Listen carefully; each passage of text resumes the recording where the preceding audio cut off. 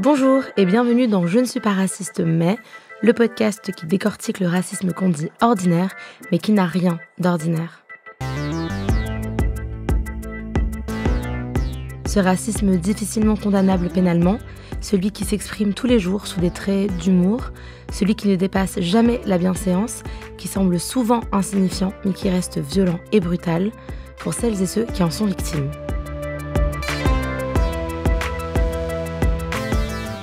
Aujourd'hui, je reçois le sociologue Éric Fassin, professeur de sociologie à Paris 8, co-auteur de La question sociale à la question raciale aux éditions La Découverte et de Rome et Riverains à la Fabrique. Bonjour Éric Fassin. Bonjour. Ce qu'on a l'habitude de faire avant de plonger dans la thématique du jour, c'est de raconter une anecdote. Donc je vais vous raconter une anecdote qui m'est arrivée, qui est aussi arrivée à un camarade à moi, un ami à moi. Alors j'ai un ami qui est blanc, son nom c'est Léonard, et un jour il me racontait un souvenir d'enfance qu'il avait. Donc il se souvient être dans son école, il était en primaire, et il a eu un différend avec un ami à lui, un camarade de classe qui était noir. J'ai pas son prénom, mais ce qui est important de savoir, c'est qu'il est noir. Et ce camarade-là lui dit « Mais toi, tu n'es qu'un sale babtou ». Et lui, il l'a pris très très mal. Et donc à ce moment-là, il dit « Je me suis sentie victime de racisme anti-blanc ». Donc moi, quand il me raconte ça, je comprends pas. Je me dis « Mais pourquoi du racisme ? Pourquoi utiliser le mot racisme ?» Et lui, il se dit qu'il s'est vraiment senti mal en entendant ça. Et lui, le labellise, il utilise cette étiquette de racisme pour définir en fait cet acte-là. Moi, je campais sur mes positions, il campait sur ses positions. C'est pas parti loin, mais en tout cas, on s'est un peu énervé. Mais on n'arrivait pas du tout à communiquer à la fin. Pourquoi c'est si touchy comme sujet ? D'abord, je pense que les gens disent ce qu'ils veulent. C'est-à-dire, si quelqu'un a envie de dire qu'il est victime de racisme anti-blanc, très bien. La question, c'est que dit la justice ? Or, depuis 2014, on voit que la justice en France peut considérer que le racisme anti-blanc, sans le nommer comme tel, mais c'est un facteur aggravant dans une agression. Alors après, moi, je suis sociologue. Donc, je me pose la question, quel sens ça a pour les sciences sociales ? Et je suis intervenu, il y a déjà un certain nombre d'années, dans une petite vidéo, mais aussi dans un entretien pour France Culture et France Info, en 2018, où je commençais, dans la vidéo, par dire le racisme anti-blanc, ça n'existe pas pour les sciences sociales. Ça a un sens assez précis. Ça veut dire que ça existe pour la justice, aujourd'hui. Mais en revanche, pour les sciences sociales, je crois qu'il est important de dire que ça n'existe pas, non pas simplement comme une opinion de ma part, mais comme un fait. C'est-à-dire que quand on cherche dans des banques de données en sciences sociales, avec tous les articles qui sont publiés, en français ou en anglais, il n'y a pas d'article sur le racisme anti-blanc. Ou plus exactement, lorsqu'il y a des articles sur le racisme anti-blanc, c'est sur l'utilisation de l'expression racisme anti-blanc, par exemple par la justice, ou bien par l'extrême droite, etc. Donc après, la question c'est, est-ce que des personnes peuvent l'utiliser ? Bien sûr. Il ne s'agit pas d'interdire à des personnes de l'utiliser. Mais il s'agit de réfléchir à pourquoi il y a un tel écart entre ce qui peut être une perception de sens commun et le discours que peuvent produire les sciences sociales, mais aussi un tel écart entre ce que disent les sciences sociales et ce que dit la justice. La justice, en tout cas, elle considère des individus. La sociologie, elle considère la société. Ça explique tout. C'est-à-dire que, effectivement, en tant qu'individu, si j'entends sale blanc, je peux me dire, voilà, c'est du racisme puisque ça parle de race et que c'est une insulte qui m'est adressée. Mais en revanche, si j'essaie de réfléchir à ce que c'est que le racisme, ça change tout. Parce que le racisme, c'est pas seulement des individus. De même que l'antisémitisme, c'est pas seulement des individus. C'est toute une histoire. Et donc je crois que ce que dit Léonard, que je ne connais pas, ce qu'il dit, c'est qu'il est blessé par cette attaque. Il est blessé d'être réduit à sa qualité de blanc. Oui, je comprends très bien. J'ai pas envie, moi non plus, d'être réduit à ma qualité de blanc. Mais est-ce que pour autant on doit appeler ça du racisme ? C'est-à-dire c'est une insulte, il n'y a pas de doute. C'est une insulte qui utilise une catégorie raciale, certes, mais est-ce que c'est du racisme ? Non, parce que le racisme, c'est pas seulement un individu face à un individu. C'est toute une histoire, c'est toute une société. Et comme vous dites, justement, pour parler de racisme anti-blanc, il faut déjà définir le mot racisme. Et c'est pour ça que c'était ma première question. Comment on peut définir aujourd'hui le racisme ? Et surtout, comment on le définit dans sa spécificité française ? Je ne suis pas sûr qu'il y ait une spécificité française. Mais on peut le définir aussi en voyant que la définition a changé dans le temps. Dans les années 80, Lorsque, par exemple, on se mobilisait en France contre le Front National, c'était avec l'idée qu'il était raciste, c'est-à-dire il y avait des gens racistes qui avaient un discours raciste, contre les Arabes en particulier à cette époque-là. Mais qu'est-ce qu'on a découvert dans les années 90, de plus en plus, c'est-à-dire, on le savait bien sûr, mais c'est devenu quelque chose qui a été fortement pensé à partir des années 90, c'est les discriminations. Ce qui n'est pas la même chose. C'est quoi la différence entre les deux ? En fait, si je traite quelqu'un de sale, et je ne vais pas dire quel mot pourrait suivre, mais en fonction d'une propriété raciale, ça, c'est une sorte de racisme explicite. Mais si, en fait, au moment où je vais contribuer à l'embauche d'une personne, je dis « Oh, je préfère quand même des gens qui sont bleu, blanc, rouge », eh bien, je ne vais pas insulter la personne directement. Mais surtout que dans certains cas, je ne vais même pas le dire.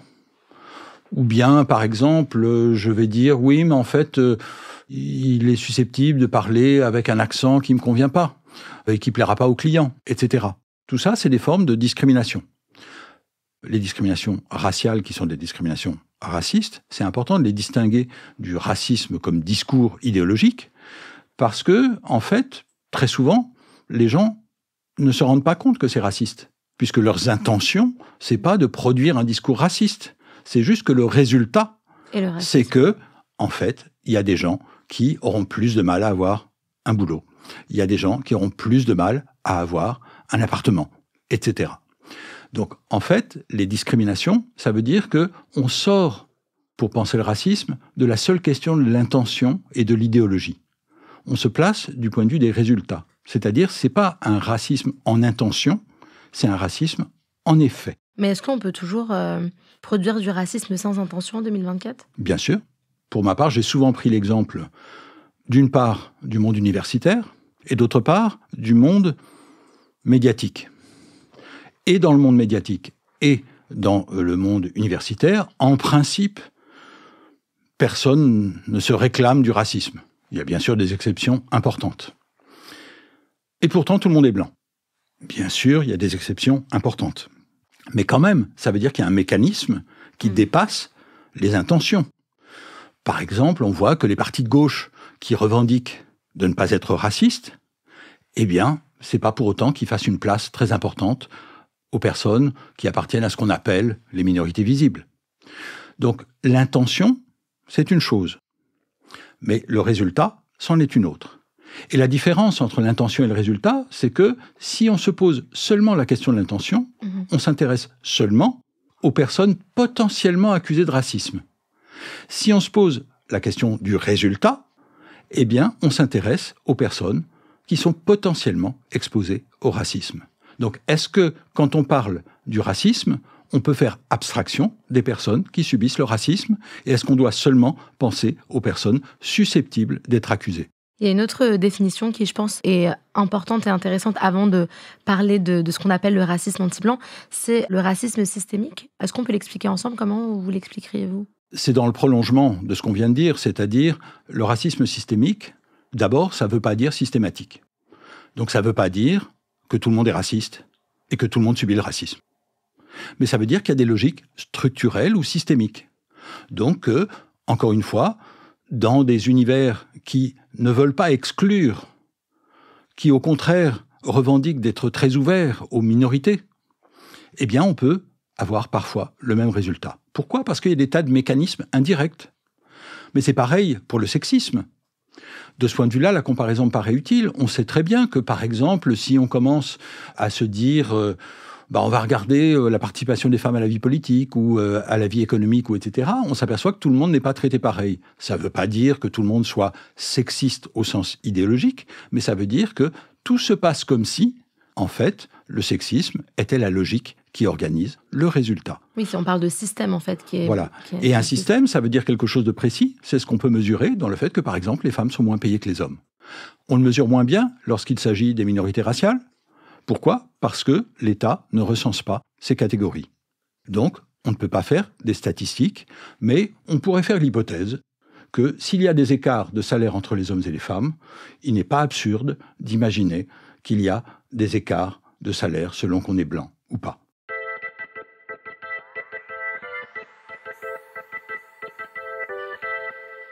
Avec toutes ces définitions qu'on a en tête maintenant, on peut parler de ce qu'on appelle le racisme anti-blanc.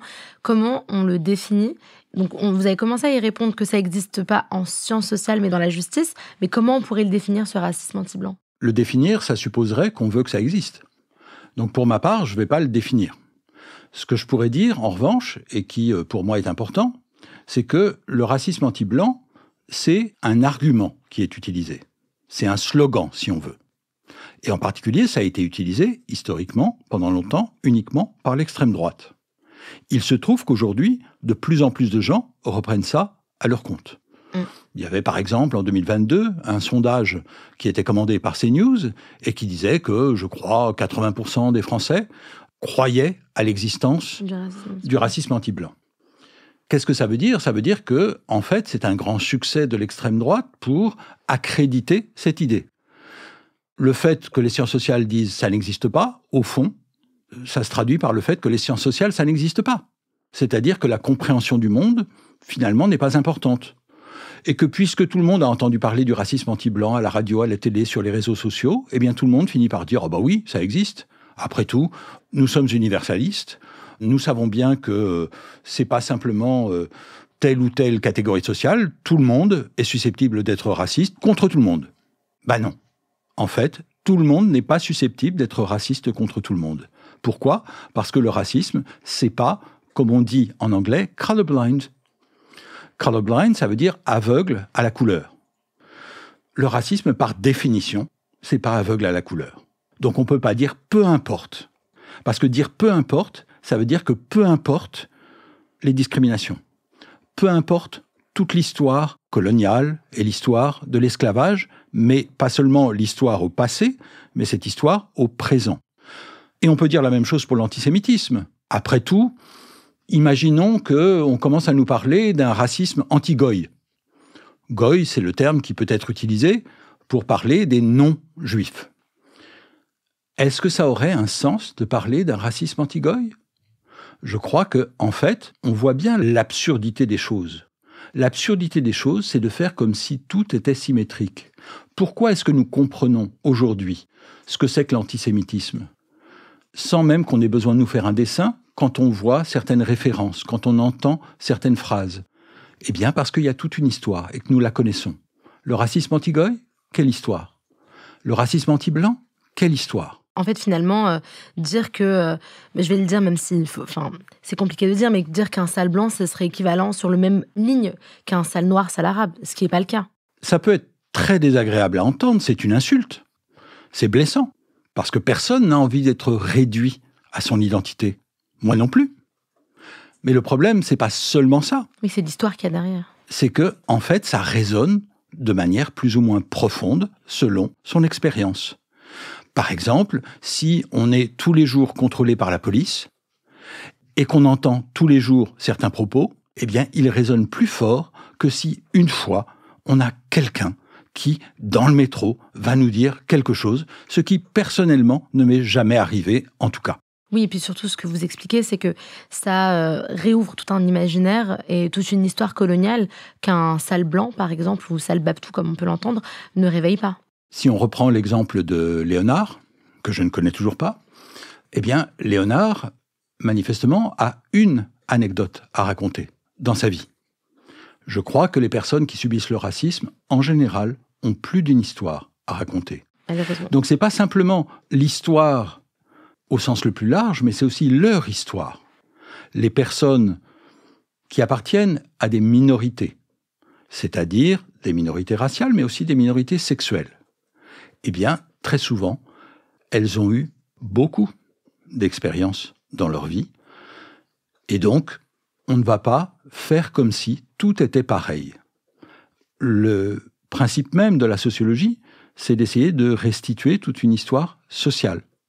C'est-à-dire de ne pas isoler des individus, des faits, mais de les restituer dans des contextes. C'est le contexte qui fait qu'une insulte, eh bien, c'est plus qu'une insulte, c'est du racisme. C'est parce que ça résonne avec toute une histoire, à la fois une histoire collective et une histoire individuelle.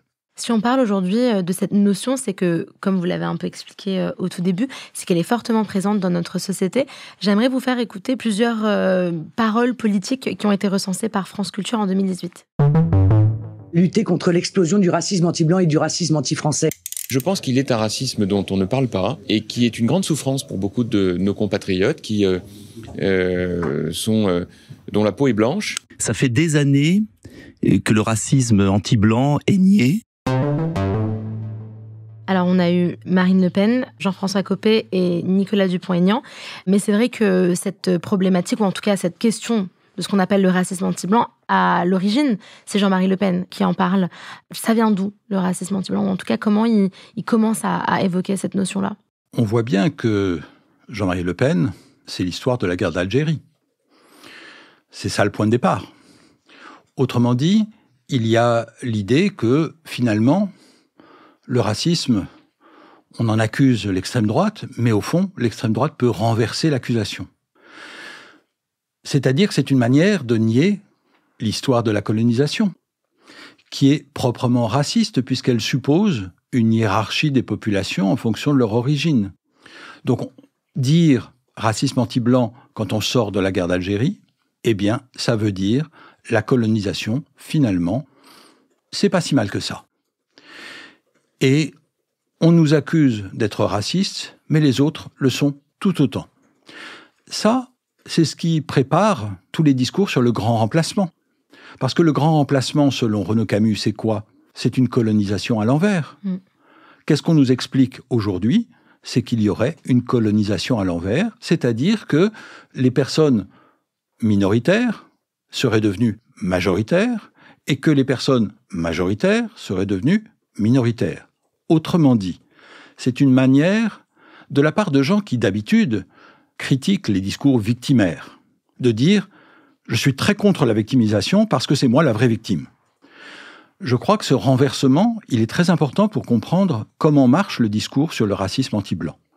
C'est une suite de renversements orwelliens. Orwell, dans 1984, qui disait « la liberté, c'est l'esclavage ». Eh bien, en fait, renverser le discours, c'est quelque chose qui, aujourd'hui, est une stratégie de l'extrême droite qui permet, à la fin, de dire que, finalement, les antiracistes, c'est les racistes. Et comment on est passé de ce passage Front National, extrême droite, à maintenant un Jean-François Copé qui est quand même de la droite traditionnelle française. Et avec un discours maintenant qui infuse même, comme on appelle la droite molle, quoi, mais vraiment l'ensemble de la droite.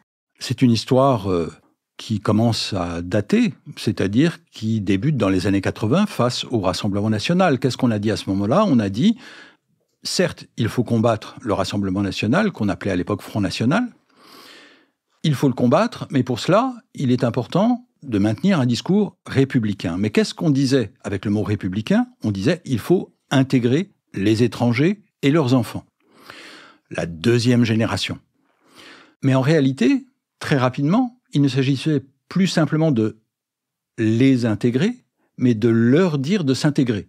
Autrement dit, la responsabilité n'était plus celle de la nation, comme ça a été le cas historiquement avec la Troisième République, qui intégrait par l'école, par le chemin de fer, par l'armée. Là, il s'agissait d'avoir une exigence particulière par rapport à des personnes qui se ressentaient comme françaises, mais en leur demandant de le prouver.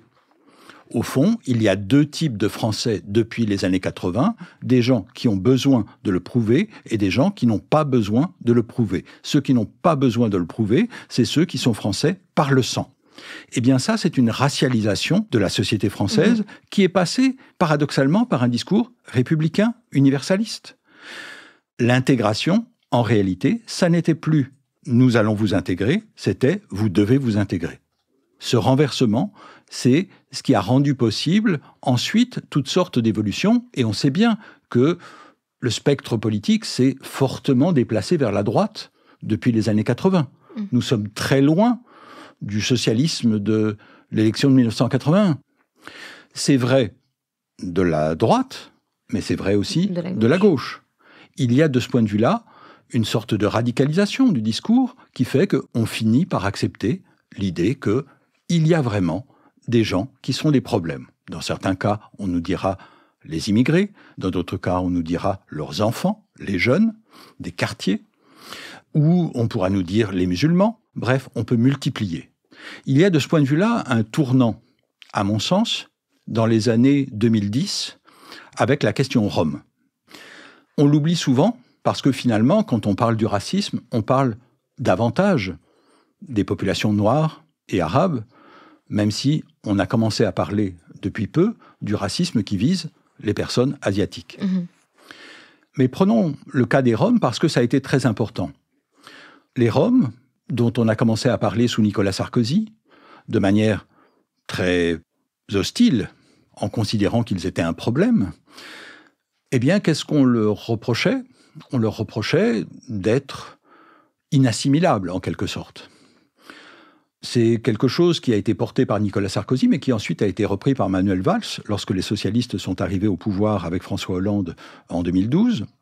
Et à ce moment-là, on a entendu Manuel Valls dire que les Roms avaient vocation à retourner en Roumanie ou en Bulgarie. De qui parlait-on ? On parlait d'une population de 15 à 20 000 personnes qui vivaient dans des bidonvilles et qui étaient d'origine étrangère, mais qui étaient devenus européens. En fait, ce qui s'est passé à ce moment-là, c'est qu'on a commencé à appliquer à des populations européennes un traitement qu'on réservait jusqu'alors aux Africains. C'est-à-dire qu'on a traité comme des étrangers à l'Europe des gens qui étaient européens, et en fonction d'un critère qui n'était certainement pas national. Donc on quittait la question de la xénophobie pour être entièrement du côté du racisme. Et la tolérance qui a été celle de l'Union européenne à l'égard de ce racisme anti-Rom, eh bien, ça a rendu possible le fait qu'aujourd'hui, en Europe, il peut y avoir des politiques explicitement racistes.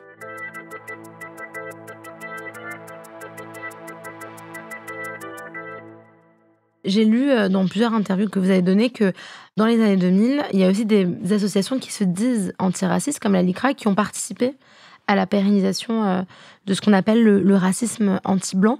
Comment c'est possible et comment ça s'est passé ? Alors la LICRA, en particulier, a accompagné des procès pour faire reconnaître le caractère aggravant des circonstances de racisme anti-blanc. Donc la LICRA, c'est une association antiraciste, historiquement importante, et qui a joué un rôle décisif dans la légitimation de ce qui était jusqu'alors une catégorie propre à l'extrême droite. Je ne prétendrai pas rendre compte de l'histoire de la LICRA, mais il me semble que c'est quelque chose d'extrêmement grave, parce que cela revient à scinder l'antiracisme en deux. Entre un antiracisme qui va dire « au fond, tout est pareil » et un antiracisme qui va dire « non, tout n'est pas pareil ». Je crois qu'en particulier, il est très important aujourd'hui de considérer que ce qui s'est passé du côté de l'antiracisme, c'est qu'il n'est plus possible de faire comme si l'antiracisme s'était porté uniquement par des personnes blanches. Il y a une sorte d'absurdité à ce que l'universalisme dont nous nous revendiquons finisse par se traduire par le fait que les seules personnes qui ont la parole soient blanches. Je le dis en ayant bien conscience que j'appartiens à cette catégorie. Donc, je ne veux pas dire que les Blancs devraient se taire au moment même où je suis en train de parler. En revanche, je trouverais problématique qu'il n'y ait que des gens comme moi qui aient la parole. Et je crois qu'en particulier, pour parler de racisme et d'antiracisme, il est très important qu'il y ait des personnes qui en ont l'expérience quotidienne, ce qui n'est pas mon cas. Je ne suis pas confronté ni à des contrôles fréquents, ni ne suis inquiet lorsque mes enfants rentrent tard le soir. Ça veut dire quoi ? Ça veut dire que, en fait, il est important de ne pas traiter la question du racisme comme si on était aveugle à la couleur. On ne peut pas être aveugle à la couleur quand on parle de racisme. Et pourtant, c'est ce qu'on entend. C'est ce qu'on entend. Mais cette proposition qui paraît généreuse, au fond, peu importe que vous soyez blanc ou noir, que vous soyez arabe ou que vous soyez rom ou que vous soyez juif, mais nous voyons bien que tout le monde n'a pas la même expérience, que tout le monde est amené donc à avoir des sensibilités différentes. Par exemple, aujourd'hui, il me paraît assez clair que les personnes juives sont davantage susceptibles d'être sensibles à l'antisémitisme que les personnes qui ne sont pas juives, c'est-à-dire de davantage percevoir la manière dont des insinuations, dont des sous-entendus, ça peut avoir des connotations antisémites, alors que d'autres, qui n'ont pas cette expérience, qui n'ont pas cette histoire, n'y prêteront peut-être pas attention. Je crois donc que c'est vrai pour ce groupe social, mais c'est vrai pour les Asiatiques, c'est vrai pour les Roms, c'est vrai pour toutes les populations minoritaires, et ce serait vrai d'ailleurs, bien sûr aussi, pour les minorités sexuelles. Donc en fait, ça n'est pas propre à une catégorie ou à une autre, c'est le fait que l'expérience sociale, ça compte. Nous ne sommes pas simplement des individus abstraits. Nous pouvons l'être, peut-être, du point de vue du droit, mais nous savons bien que nous ne le sommes pas dans la réalité. Je crois que c'est quelque chose qui veut dire qu'on peut tout à fait décider ce qu'on veut pour le droit, mais il y a quand même une réalité sociale. Et la réalité sociale, c'est des inégalités structurelles. C'est une logique de domination systémique. Mais dans ce cas-là, les personnes qui utilisent cette notion de racisme anti-blanc vont dire « Ok, dans un cas où les Blancs sont majoritaires, peut-être. Mais si... » Parce que ça, moi, je l'ai entendu, je l'ai aussi entendu beaucoup à la télé, enfin dans la presse, c'est si on prend une personne blanche qui est minoritaire, c'est-à-dire dans des quartiers populaires, où il n'y a que des Noirs et des Arabes. Ça, c'est pas moi qui le dis toujours, c'est la personne invitée dans la presse. Léonard tout seul dans son quartier. Léonard tout seul dans son quartier, exactement, dans un quartier avec des Noirs et des Arabes. Est-ce que là, il peut parler de racisme anti-blanc ? On a la majorité-minorité, ou en tout cas, ce jeu-là qui entre en jeu. Mais est-ce que ça va pas plus loin que ça ? Il me semble que tout à l'heure, je rappelais qu'il y a des définitions différentes du racisme et que quand on parle du racisme idéologique, qui suppose des intentions, eh bien, on s'aperçoit que ça ne rend pas compte de la totalité. Donc, c'est pour ça qu'on a parlé de discrimination systémique. Mais il y a aussi autre chose, qui est le rôle de l'État. C'est pas simplement la société, c'est aussi l'État. L'État, par exemple, c'est la police. L'État, par exemple, c'est la justice. Donc, en fait, ce qu'on sait bien, c'est que tout le monde n'est pas traité pareil. Par exemple, le Défenseur des droits, qui est une institution de l'État, a dénoncé le fait que lorsqu'on est un jeune homme noir ou arabe, on a 20 fois plus de chances, c'est-à-dire de risques, d'être contrôlé, et on sait bien que le contrôle est le point de départ d'autres problèmes. Mais c'est pas seulement ça, c'est qu'on a vu que l'État a pu être condamné par la justice pour des contrôles au faciès. À plusieurs reprises. Or, on a un exemple quand même très intéressant, c'est-à-dire que lorsque l'État a été condamné, eh bien, il a fait appel. Et pour faire appel, il était obligé de reconnaître les faits, puisqu'ils étaient établis, mais de dire qu'il avait raison de le faire. Et la justification qui a été donnée par l'État, c'était sous Manuel Valls comme ministre et Premier ministre, eh bien, la justification donnée par l'État, c'était si on veut arrêter des étrangers en situation irrégulière, il faut bien qu'on arrête des gens qui ont des têtes d'étrangers. Mais ça s'appelle un contrôle au faciès, quoi. Et c'est un contrôle au faciès revendiqué. Revendiqué, oui. Et qui est fondé, ce qui est beaucoup plus grave, sur l'idée que, au fond, les Français, s'ils sont blancs, on est sûr qu'ils sont français. Alors que s'ils sont arabes ou noirs... S'ils sont pas blancs, il va falloir qu'ils fassent leurs preuves. Donc on revient encore sur prouver... Voilà. Et donc, je crois que là, ça veut dire qu'il y a une responsabilité de l'État. Pourquoi je mets en scène l'État dans ma réponse ? C'est parce que le jeune Léonard blanc, dans son quartier isolé, seul Baptou dans un monde de rebeux et de renois, donc c'est une fiction Oui, évidemment. Léonard n'a jamais vécu ça, s'il nous écoute. Et je m'excuse auprès de lui d'avoir repris son prénom, je pourrais changer, on pourrait dire Renard. Eh bien, si ce personnage fictif, il était le seul, il ne vivrait pas dans un isolat, il vivrait dans une société qui est la société française.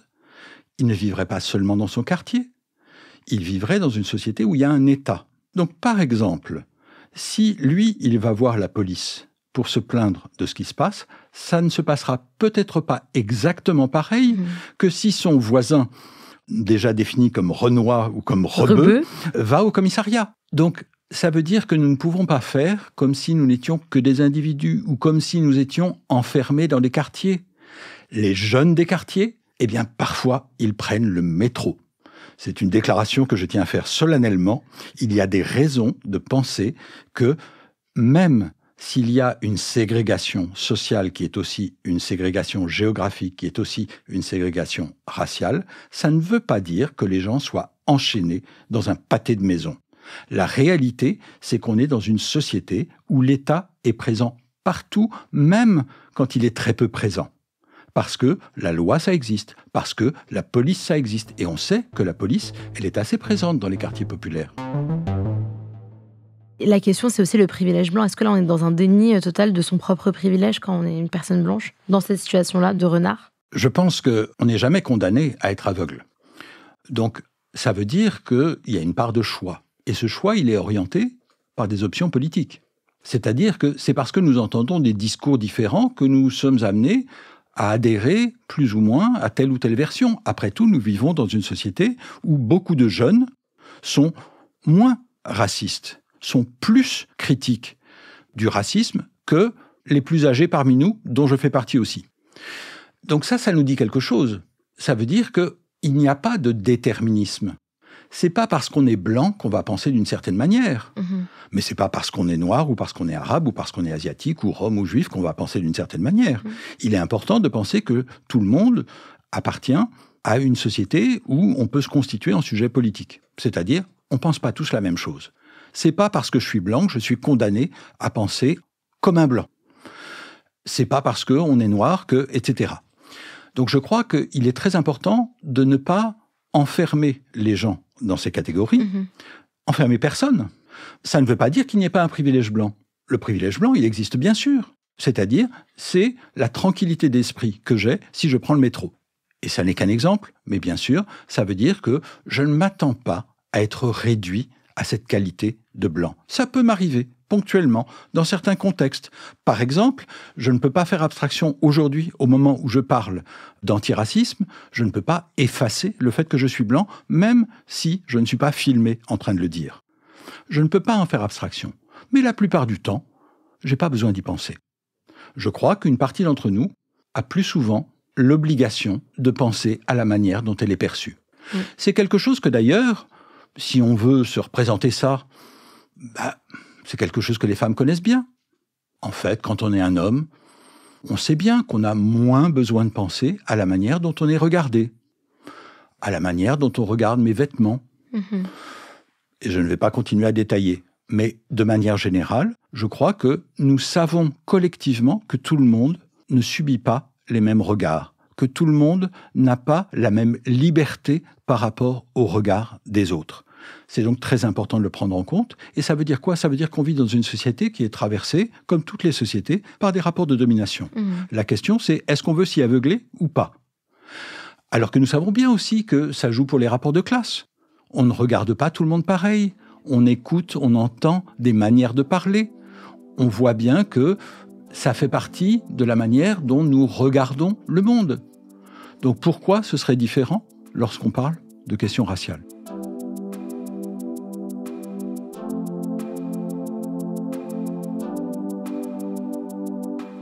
J'aimerais qu'on revienne ensemble sur une des polémiques qui a agité le pays. C'était en 2019 et c'est celle de Lilian Thuram. Je ne sais pas si vous vous en souvenez, mais voilà, Lilian Thuram, champion du monde de football en 1998.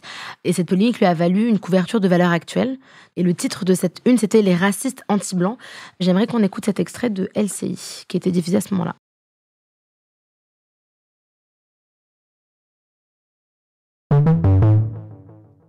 On va rester en France en attendant avec cette polémique qui est une polémique très française et qui a enflammé les réseaux sociaux toute la journée, et pas seulement les réseaux sociaux. D'ailleurs, ce sont les propos de Lilian Thuram dans les colonnes du Corriere dello Sport. Voici les propos tels que les a rapportés le Corriere dello Sport. Alors, on a coupé quelques petits bouts là au milieu, mais le sens est celui qu'on voit là. Les Blancs pensent être supérieurs et ils croient l'être. Ce sont eux qui doivent trouver une solution à leurs problèmes. Les Noirs ne traiteront jamais les Blancs de cette façon, l'histoire le dit. Voilà donc les propos rapportés par le Corriere dello Sport. Mais ce soir, Lilian Thuram est allé sur RTL pour nuancer quelque peu ses propos. Cette phrase, en fait, est sortie de son contexte. C'est-à-dire qu'on a fait un amalgame de mes réponses sans mettre les questions. En fait, on me posait une question sur les supporters italiens qui étaient racistes. Et en fait, je leur disais, mais en fait, pour comprendre pourquoi ces personnes font le bruit du singe, c'est tout simplement parce qu'ils ont un complexe de supériorité parce qu'ils sont blancs. Et je parle pas à toutes les personnes blanches de la Terre, je dis que ces supporters tirent ce complexe de supériorité de leur couleur de peau parce que, historiquement, il y a une hiérarchie qui a été faite entre les personnes. Alors, on entend, c'est une polémique très française, que la France aime bien. Pourquoi c'est un discours et c'est ce genre de polémique qu'on entend beaucoup en France et qui sont aimées en France? Parce que Lilian Thuram est noir et parce qu'il est antiraciste. Et ouvertement, en plus. Il est engagé dans l'antiracisme. Je crois qu'on ne peut pas faire abstraction de ça dans la réception de ces paroles.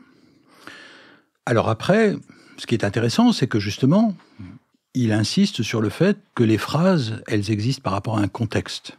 Et en tant que sociologue, je ne peux qu'être d'accord, puisque les sciences sociales nous disent les choses n'existent pas en dehors de leur contexte. Donc, quand on l'écoute, eh bien, ce qu'il dit, ça n'est pas ce qu'on avait lu dans le journal. Mais s'il avait dit ce qu'il a dit dans le journal, littéralement, eh bien, je pense qu'effectivement, ce serait maladroit de dire les blancs et les noirs. Pour ma part, j'essaie d'éviter d'utiliser blanc ou noir ou arabe ou juif comme des substantifs. Je préfère les utiliser, ces mots, comme des adjectifs. Parce qu'effectivement, il y a toujours un risque, et je ne dis pas que c'était le cas de la part de Lilian Thuram, mais en tout cas dans la phrase telle qu'elle est citée dans le journal, et c'est pour ça qu'il est très important de relire les phrases qui nous sont attribuées dans la presse, y compris de vérifier que les fins de phrases sont présentes, par exemple, et j'en sais quelque chose d'expérience, mais si on prend les phrases telles qu'elles ont été dites, effectivement, il est maladroit de dire les blancs, les noirs. C'est un raccourci. Parce qu'évidemment, il n'y a pas quelque chose qui s'appellerait les blancs. Mais en revanche, l'adjectif blanc, ça a du sens. Ça a du sens parce qu'on est pris dans une histoire qui nous dépasse et il ne suffira pas que je me proclame antiraciste pour que disparaisse le fait qu'une de mes propriétés, c'est d'être blanc. Donc, je crois que c'est très important de réfléchir aux mots parce que, en ce moment, ce sont précisément des batailles de mots qui ont lieu. On pourrait croire que les mots, finalement, ça n'est pas si important, mais toute la querelle sur le racisme anti-blanc nous montre combien c'est important. Et le fait, par exemple, que je sois blanc, eh bien, ça joue un rôle dans la réception de cette vidéo que j'évoquais au début, où j'apparaissais en 2018 pour expliquer que... oui, sur France Culture. Sur France Culture et France Info. Donc, dans ce qui était à mes yeux un travail de service public, c'est-à-dire faire une pédagogie à partir des sciences sociales. Je n'ai rien inventé dans ce que je raconte là, je dis le sens commun des sciences sociales, si on veut. Mais de faire un travail pédagogique. La réception de cette vidéo a été pour moi très frappante, parce qu'il y a eu des millions de vues, parce que j'ai été attaqué par Marine Le Pen, parce que ensuite ça a été repris quelques années plus tard par Éric Zemmour lorsqu'il était candidat à l'élection présidentielle.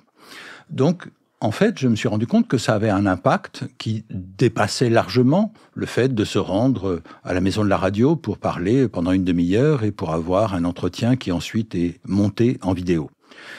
Pourquoi je vous dis cela? Parce que, en fait, je me suis rendu compte que des années après, encore aujourd'hui, je vois sur Twitter des gens soit qui m'attaquent pour cette vidéo, soit au contraire, qui s'emparent de cette vidéo pour dire le racisme anti-blanc n'existe pas. Et très clairement, dans les personnes qui disent le racisme anti-blanc n'existe pas, il y a des personnes dites racisées, c'est-à-dire assignées à une altérité et à une infériorité raciale. Qu'est-ce que ça veut dire? Ça veut dire, me semble-t-il, très clairement que ces personnes se disent « vous voyez bien, même un prof dit ça, même un blanc dit ça. Donc mes qualités au sens propriété, eh bien, les personnes qui vont soit m'attaquer, soit au contraire s'emparer de ce que je dis, elles n'y sont pas aveugles. Les personnes qui m'attaquent pour cette vidéo, qu'est-ce qu'elles disent? Parfois explicitement, c'est que je suis un traître à ma race. Ça veut bien dire que personne n'oublie mes propriétés visibles. Ça n'est pas une exception. C'est comme ça que ça marche dans la société. On n'oublie pas qui parle. On n'oublie pas la couleur de peau, mais on n'oublie pas non plus si c'est un homme ou une femme, etc. Toutes ces propriétés, eh bien, elles font partie de ce que nous racontons. Et pour revenir à mon ami Léonard et pour clôturer cet entretien... Qu'entre nous appelons Renard. Renard, donc pour revenir à Renard, avec tout ce qu'on s'est dit, comment moi, maintenant, je lui explique que parler de racisme anti-blanc, premièrement, ça n'existe pas, mais surtout, c'est problématique encore aujourd'hui d'utiliser cette notion-là. Encore une fois, je ne peux pas dire, moi, ça n'existe pas. Puisque oui, ça existe dans le droit. Pour les sciences sociales. Ça existe pour le droit, ça n'existe pas pour les sciences sociales. Il a le droit de dire ce qu'il veut. La question, c'est qu'est-ce qu'il veut? Est-ce qu'il veut considérer que cette occurrence unique dans sa vie est à mettre sur le même pied que l'expérience répétée de personnes qui appartiennent à des catégories exposées de manière systémique au racisme. C'est un choix, et un choix politique. Qu'est-ce qu'il veut, Renard ? Je lui demanderai.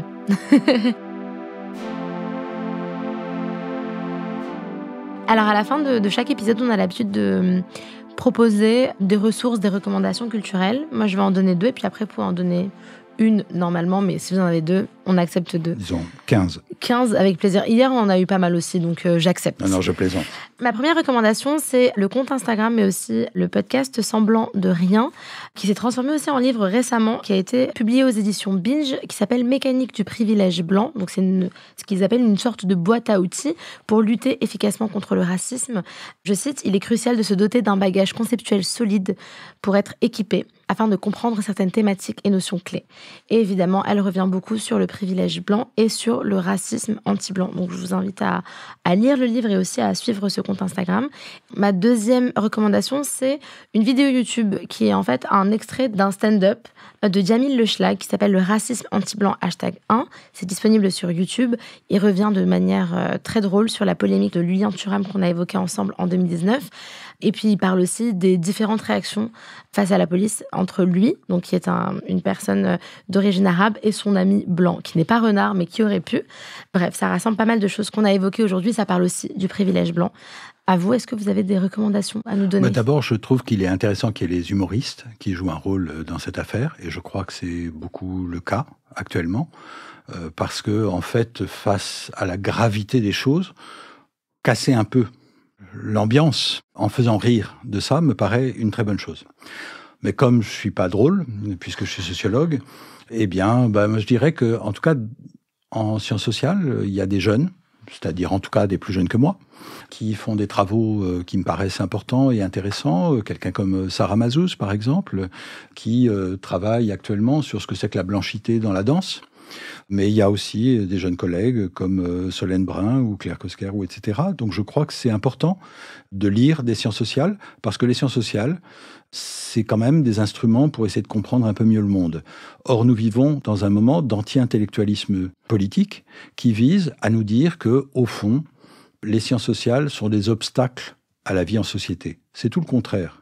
Aujourd'hui, les gens qui ne veulent pas qu'on comprenne le monde social, c'est-à-dire les gens qui, politiquement, défendent l'anti-intellectualisme, ils veulent qu'on ne comprenne pas le monde dans lequel on vit.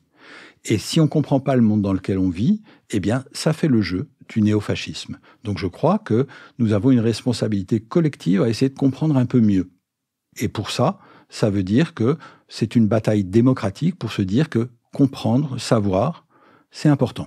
On recommande évidemment les 2 livres, vos 2 livres dont on a parlé en filigrane, donc de la question sociale à la question raciale, et Rome et Riverain. Merci beaucoup, Éric Fassin. Merci à vous. Et nous, on se retrouve bientôt pour un nouvel épisode de Je ne suis pas raciste, mais... Je ne suis pas raciste, mais est un podcast de Donia Ismail, produit et réalisé par Slate Podcast, sous la direction de Christophe Caron. À la production éditoriale Nina Pareja, montage et réalisation de Mona Delahaye, et musique par Thomas Loupias.